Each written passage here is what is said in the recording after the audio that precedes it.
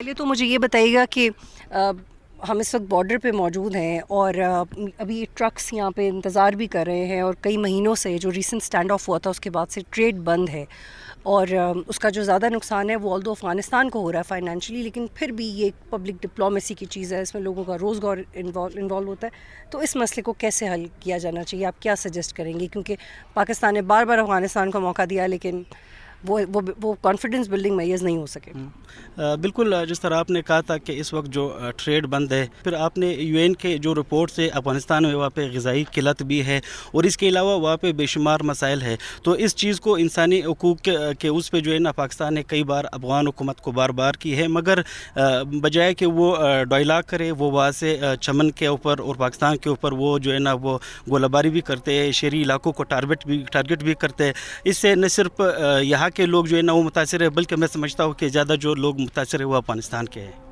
بالکل، اور ریسنٹلی ہمارے پروگرام میں ہم نے ایک تفصیل سے فگرز دیے تھے کہ کیسے افغانستان فائنینشلی زیادہ افیکٹ ہو رہا ہے. ویسے تو دو طرفہ روزگار ہے منسلک، لیکن زیادہ اس کا افیکٹ افغانستان پہ جا رہا ہے. کیا ایسا ہے کہ متبادل روٹ اختیار کیا جا رہا ہے اپنا سامان پہنچانے کے لیے، یا بالکل ہی بند ہے اور ان کا سامان بھی نہیں جا پاتا دوسرے علاقوں میں؟ اس وقت بالکل بند ہے.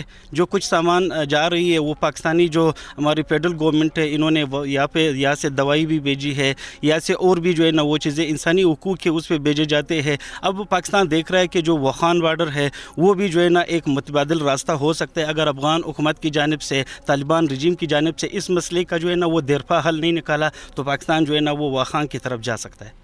اور اس میں آپ کو لگتا ہے کہ کتنا وقت لگ سکتا ہے یہ ڈیسائیڈ کرنے میں؟ دیکھیے، واخان بارڈر جو ہے نا وہاں پہ بالکل وہ کلوز بھی ہے پاکستانی علاقے کے قریب اور افغانستان، اور اس کے علاوہ متبادل جو وہاں پہ افغانستان کے شہر ہے جو پایات ہماری جو ترسیل جاتی ہے وہ بہت بڑا مسئلہ نہیں ہے. میں سمجھتا ہوں کہ یہ بہت زیادہ جو ہے نا وہ ٹائم نہیں لے گا.